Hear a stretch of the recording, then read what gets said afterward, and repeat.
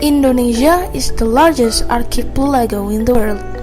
It made up of about 70,000 islands with unique ecosystem, such as tropical rainforest, seasonal forest, savanna, steppe, and etc.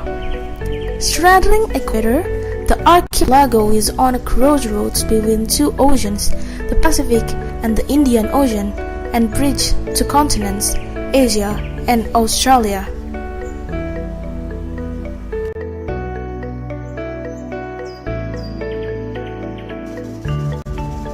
There is a high number of biodiversity in Indonesia.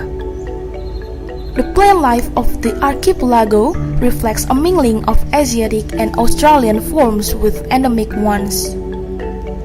The bridge between Asia and Australia formed by the archipelago is reflected in the varieties of animal life. All the islands, especially the Moluccas, abound in great varieties of bird life, reptiles, and amphibians.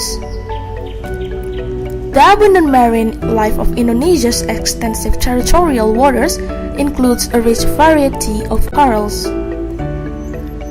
As of 2002, there were at least 500 species of mammals, 900 species of birds, and over 29,000 species of plants throughout the country.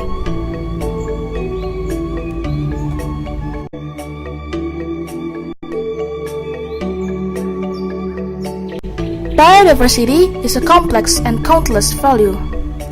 But unfortunately, in Indonesia, biodiversity has not been optimally utilized and explored. Practice of agricultural and fisheries is still showing linear growth, and it can cause some effects. First, it can generate the opportunity of biodiversity loss. Second, it can cause linear income and production growth of farmers and fishermen. And the third, it cannot fulfill the increased demand for food because of exponential growth of population.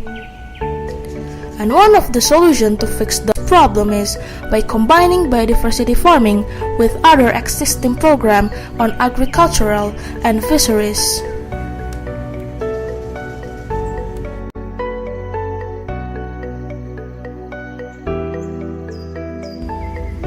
Biodiversity farming can be implemented in everywhere, such as in savanna, steppe, tropical rainforest, swamp, river, even in the deep sea. For example, in Batu Ampar, Kapuas River, there are 2,000 fish that use for medical treatment, and the price of that fish can reach about 35 until 200 million per tail. It is showing that any area in Indonesia has their own potential of biodiversity and it must optimally utilized.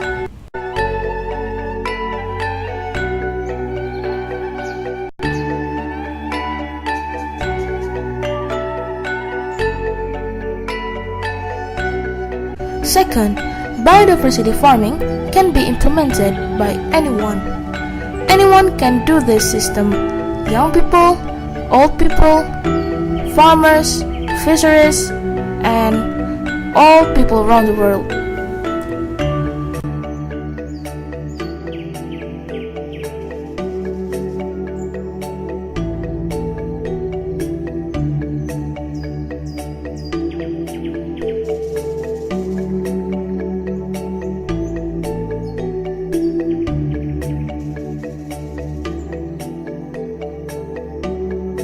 The third, biodiversity farming can be implemented in any organisms, such as animal, plant, fungi, algae, and other organisms.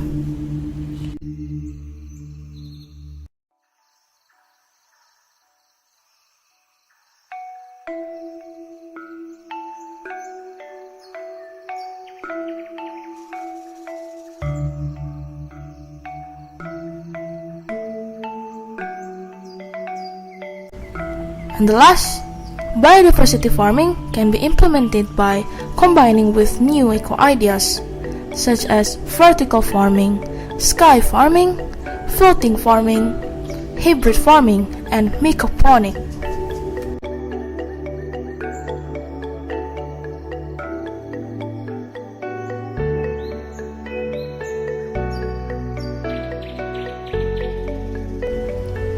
Microhabitat and nanoecosystems are selected models of biodiversity farming.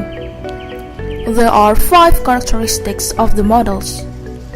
First, it required trans-technology and continuous research and development. Second, it concerned on conservation and eco-green ideas follow natural law. Third, it implemented knowledge and also utilized local uniqueness and wisdom. And the fourth, there is a harmony alignment of the research and development with nature. And the last, it can drive linear growth of farming and fisheries production to exponential growth.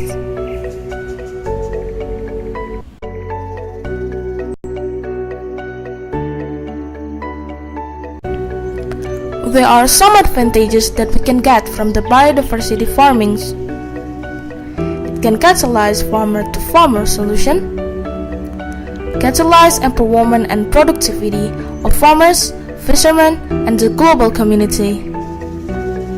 It is also contribute on reducing global warming. Will pioneer the birth of agricultural visionary innovations and increase income of farmers and fishermen around the world. So biodiversity farming will be complementary with other existing programs on agriculture, fisheries, forestry, eco-industry, ecotourism, and etc. So, biodiversity farming is one of the best solutions on feeding the world and sustaining income of farmers and fishermen.